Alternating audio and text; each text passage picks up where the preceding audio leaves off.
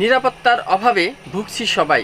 পথ দিয়ে হেঁটে যাবে আইল্যান্ডের উপর দিয়ে, সেই আইল্যান্ড পর্যন্ত যদি বাস্ট হয়ে যায়, হঠাৎ করে আহত নিহতর খবর পাওয়া যায়, তাহলে কেমন লাগে?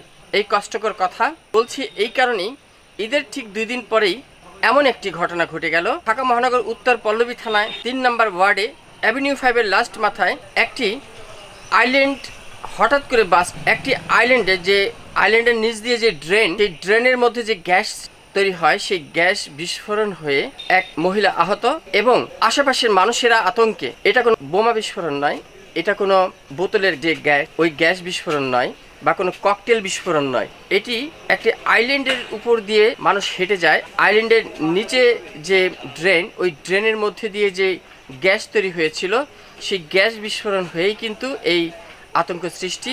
ইতিমধ্যে আমরা দেখছি এই গ্যাস বিস্ফোরণ হয়ে যে এলাকা আতঙ্কে পরিদর্শনে এসেছেন ঢাকা মহানগর উত্তর সিটি যে প্রশাসক শফিকুল ইসলাম খান মিল্টন সাহেব এবং ঢাকা পল্লবী 3 নং ওয়ার্ড সাবেক 3বারের সফল কাউন্সিলর, এবারও আসছে 2026 সিটি নির্বাচনে 3 নং ওয়ার্ড কাউন্সিলর পদপ্রার্থী ঢাকা মহানগর উত্তর বিএনপি সাবেক সহসভাপতি কাজী আলী ইমাম আসাদ ও তার সাথে এলাকার যে অঙ্গ সংগঠনের নেতৃবৃন্দ সবাই এসেছেন।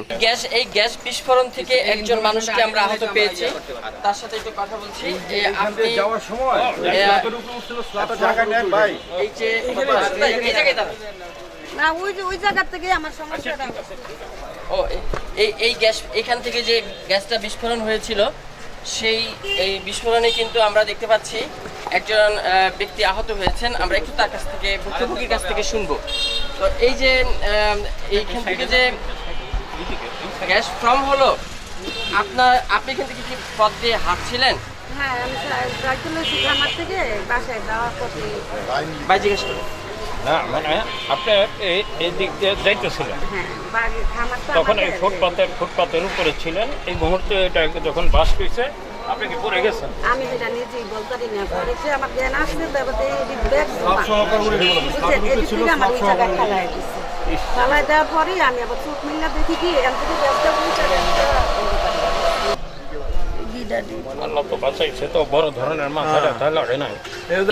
এর মধ্যে লক্ষ্য করেছেন যে আমাদের সিটি কর্পোরেশনের উত্তরের প্রশাসক যারা শফিকুল ইসলাম মিল্টন সব আসছেন এবং উনি সশরীরে এটাকে প্রদর্শন করলে, মানে দেখে গেলেন, এবং পরিদর্শন করার পরে উনি একটি টিম গঠন করে এই গ্যাস কোথা থেকে উৎপত্তি, কেন এটা হলো, এই কমিটি নির্ণয় করবে, তারপরে এটার বিহিত ব্যবস্থা করা হবে। আমরা মনে করি যে আজকে জাতীয়তাবাদী দল ক্ষমতায়, কারণ এই ক্ষমতা আসার পরের বয়স হয়েছে মাত্র 4 মাস বা 4.5 মাস বয়স হয়েছে।